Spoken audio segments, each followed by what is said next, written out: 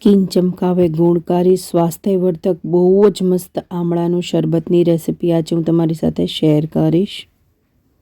Hello friends, સ્વાગત કરું છું શેફ એસ્ટીઝ કિચન ગુજરાતીમાં. આમળા આપણા હેલ્થ માટે બહુ જ સારા, તો આમળાનું શરબત બનાવતા શીખીશું. તો એના માટે પહેલાં અહીંયા મેં આમળાને બનાવવાની રેસિપી આખી શેર કરી છે. એમાંથી જે પાણી વધ્યું છે એનું જ આપણે શરબત બનાવીશું, જે બહુ જ ફાયદાકારક છે આપણી હેલ્થ માટે. તો આપણે પહેલાં એક શેકર લઈ લઈશું આવી રીતના, કે જેમાં આપણે બધું મસાલાને બધું એડ કરીએ પછી શેક કરી શકીએ. તો એ શેકરની અંદર આપણે આ જ શરબતનો ઉપયોગ કરવાના છીએ. આ જ આમળાનું પાણી, જેમાં આપણે ખાંડ નાખી અને આવી રીતના ચાસણી કરીને રાખેલી હતી.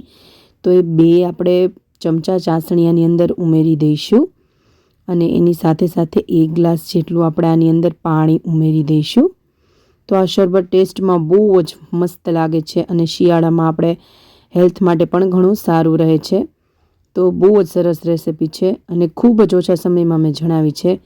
તો હવે આની અંદર મસાલામાં સિંધવ મીઠું ઉમેરી દઈશું અને સ્વાદ પ્રમાણે મરી પાવડર ઉમેરી દઈશું અને આને બંધ કરી અને સારી રીતના શેક કરી લઈશું, એટલે સરસ બધું મિક્સ થઈ જાય.